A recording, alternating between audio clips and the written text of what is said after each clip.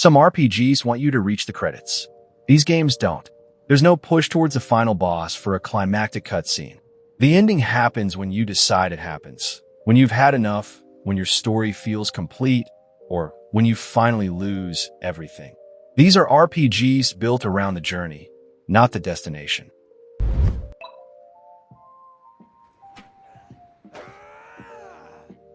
Bannerlord has a main quest. You can ignore it completely for 300 hours and the game won't complain. The setup is simple. You're a nobody in Colradia during a time of war. Multiple kingdoms fight for control while bandits terrorize villages and you're just trying to survive. The main quest involves investigating your family's past and stopping a conspiracy, but it's entirely optional. What Bannerlord excels at is letting you build your own narrative. Start as a mercenary taking contracts, build a war band, swear fealty to a kingdom, or stay independent and carve out your own territory. Every path works. I've had campaigns where I became a vassal, others where I married into royalty, and runs where I just raided caravans until everyone hated me. The simulated world is what keeps me coming back. AI lords lead armies, siege castles, negotiate peace treaties, get captured, escape, remarry, have children who eventually lead armies themselves. You're one actor in a massive political sandbox where everything continues whether you participate or not. Combat is real-time directional melee and ranged fighting. Leading a cavalry charge into enemy lines, personally commanding archers during sieges, or dueling enemy lords in tournaments all feel visceral and skill-based. You can command hundreds of troops while fighting alongside them. My longest campaign is over 400 hours. I've never finished the main quest. I built a kingdom, conquered half the map, married off my children to secure alliances, lost everything in a rebellion, rebuilt from scratch, and kept playing. The main story felt irrelevant compared to the political drama I was creating. When I finally stopped, it wasn't because I beat anything.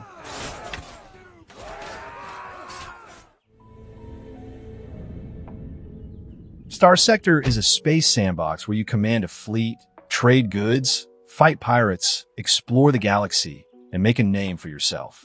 There's no campaign pushing you toward an ending, just an open universe and the tools to carve out whatever story you want. You start with one ship and barely any credits. From there, everything is player-driven.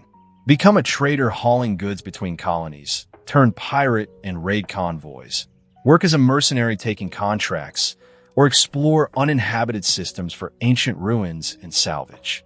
Fleet combat is real-time tactical with pause. You command ships during battles, issuing orders while manually piloting your flagship. Positioning, weapon loadouts, and ship builds all matter. A well-designed frigate can outmaneuver capital ships if piloted correctly. Losing ships permanently means replacement costs, making every battle feel consequential. The faction system creates dynamic political situations. Multiple powers control space, each with their own agendas. Helping one faction damages relations with their enemies. Raiding a colony brings retribution fleets. Starting your own colony means managing resources, defending against raids, and navigating political tensions. I've put 200 hours into Star Sector and never felt like I was working toward an ending. I've built trade empires, commanded massive fleets, established colonies, explored every corner of the sector, and started over with different ship doctrines just to see how combat changes. The game continues until you decide you're done. There's no final boss, no credits, no you win screen. Just an open galaxy where you create your own story, build your own goals, and stop when it feels right. That's exactly why it works. The ship had taken way too much damage. Xenoblade Chronicles X has a main story. You can finish it in about 60 hours if you rush. But doing so means missing the point entirely. You're a colonist on planet Mira after Earth gets destroyed in an alien war. Humanity's remnants are stuck on this hostile world trying to survive while searching for the lifehold, a ship containing humanity's consciousness stored in stasis. The story builds toward finding it, but the game actively discourages rushing there. Mira is one of the most spectacular open worlds I've explored. 5 massive continents filled with dinosaurs, mechs, alien ruins, and enemies ranging from level 1 to level 120 existing in the same zones. You can stumble into areas where everything is 50 levels above you, and the game lets it happen. No invisible walls, no level gating, just pure exploration freedom. Getting scales changes everything. You go from running on foot to flying across continents, transforming how you explore and fight. But unlocking flight requires completing specific missions and grinding survey progress, which encourages thorough exploration rather than story rushing. The side content dwarfs the main campaign. Affinity missions flesh out party members with hours of character development. Normal missions build the colony, unlock new areas, and provide context for Myra's mysteries. I've spent hundreds of hours on this game, and maybe 40 of it was main story. When I beat the final boss, it felt anticlimactic. The credits rolled, I got an ending that raised more questions than it answered, and the game said keep playing. So I did. The destination barely mattered. The journey through the world was everything.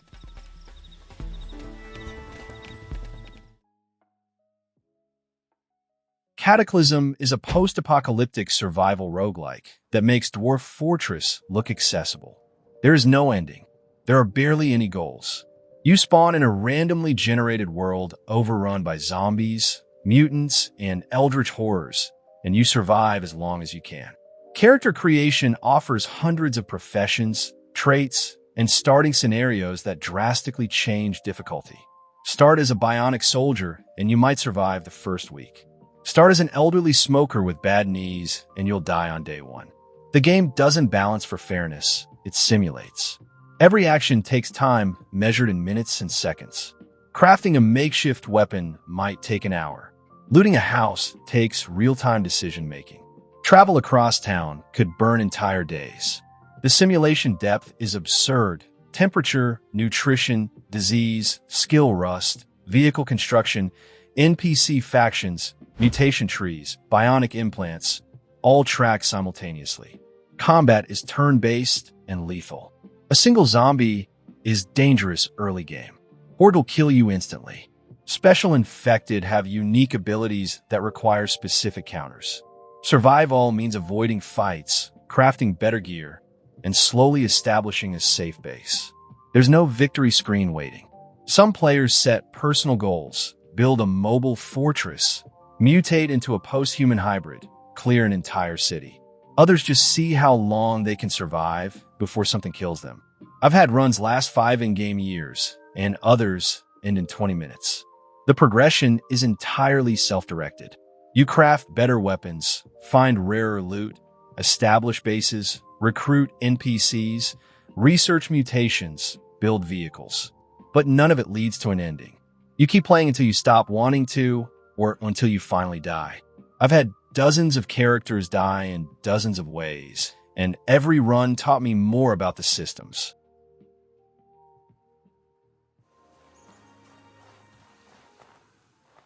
Outward treats you like an adventurer who's bad at adventuring. You're not a hero. You're a broke traveler with rent problems who might freeze to death in the first hour if you're not careful. The game opens with you in debt. Your family home is getting repossessed unless you pay what you owe within 5 days. It sets the tone immediately. This isn't about saving the world. It's about surviving long enough to solve basic problems like finding shelter and food. Survival mechanics are harsh but fair.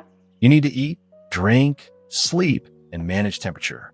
Stamina doesn't regenerate in combat, so every fight requires planning.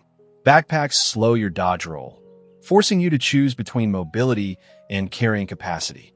Getting sick or injured has lasting consequences unless you find proper treatment. Combat is deliberate and punishing. No targeting lock-on exists, so every swing has to be aimed manually. Enemies hit hard, and dying doesn't end your run. It creates consequences.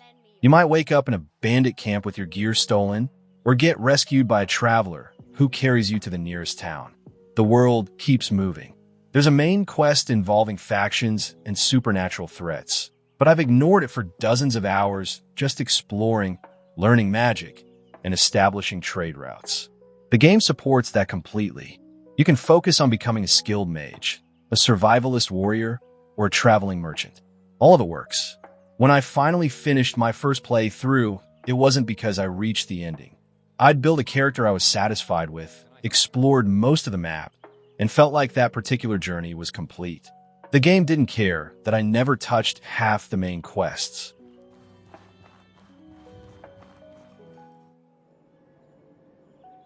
Can she start you with nothing and tells you nothing?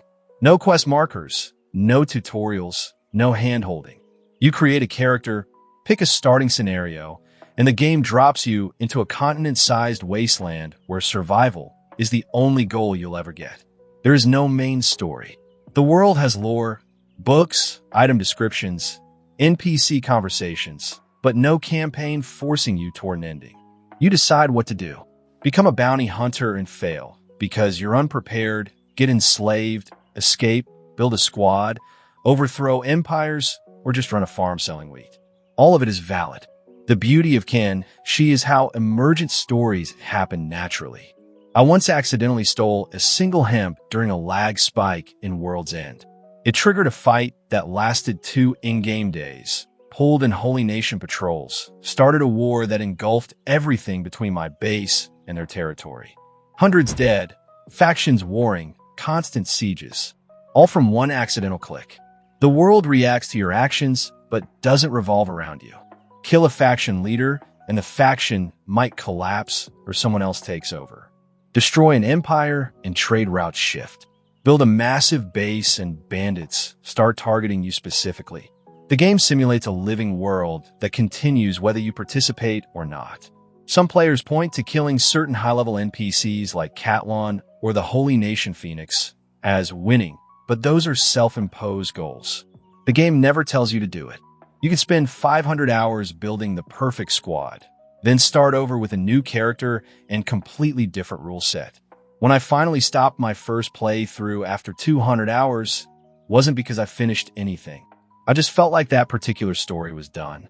My squad controlled multiple bases, could handle any threat, and had overthrown the slavers. That felt like enough.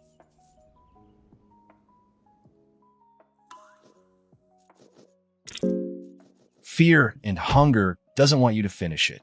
The game actively works against you reaching any ending, and most players never will.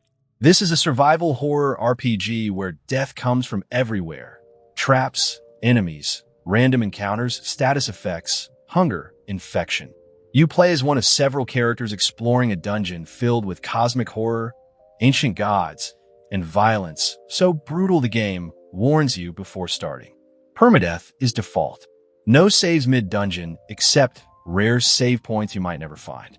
Combat is coin flip RNG mixed with strategy. Sometimes you make perfect decisions and still die because luck decided otherwise. Enemies can inflict permanent injuries like losing limbs, eyes, or reproductive organs. You can get infected and slowly die unless you find rare healing items. The game has multiple endings tied to different paths and character choices, but reaching any of them requires knowledge only gained through repeated deaths. You won't understand the mechanics until you've failed dozens of times. Even then, RNG can ruin perfect runs. What makes fear and hunger fascinating is how it embraces hopelessness. Most runs end in failure. You'll die to things you couldn't predict, lose hours of progress, and start over with nothing. But each death teaches something. Enemy patterns, item locations, hidden paths that makes future runs slightly more informed. The game doesn't care if you finish. It's about experiencing the horror, piecing together the story through fragmented attempts, and respecting a game that refuses to compromise its vision for accessibility.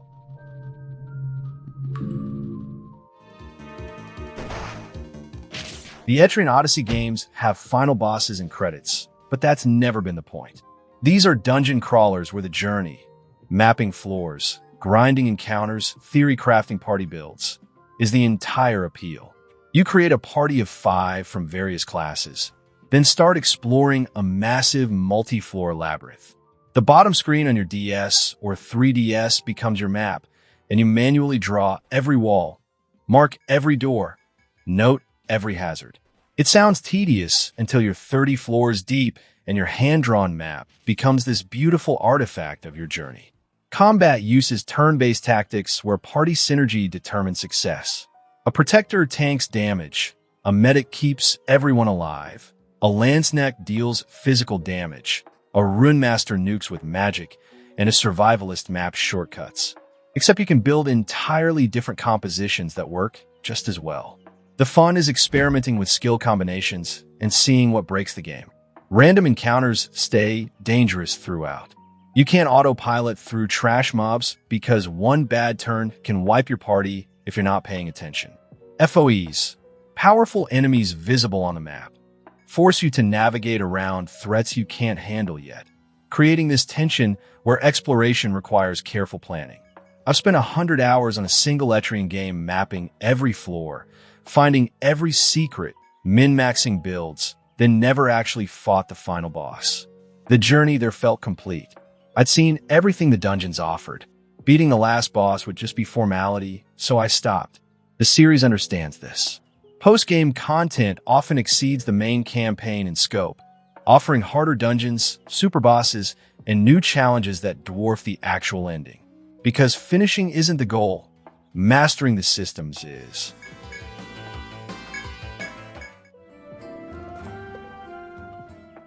You don't win Battle Brothers.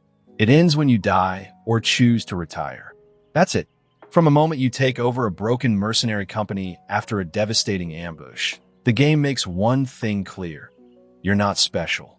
You're just another warband trying to survive in a brutal medieval world that doesn't care if you make it past tomorrow. Every campaign is procedurally generated, so no two runs play the same. Contracts vary, recruits change, and the world evolves around you whether you're ready or not. Combat is turn-based tactical brilliance, where positioning, morale, and equipment all matter more than raw stats.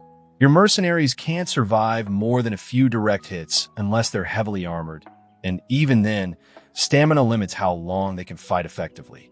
I've lost veterans I spent 40 hours building because one skeleton got a lucky crit through their helmet. That's the game. What makes it work is how personal losses feel.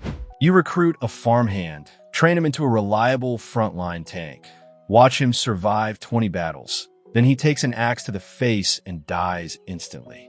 His gear gets looted, you hire someone new, and the campaign continues.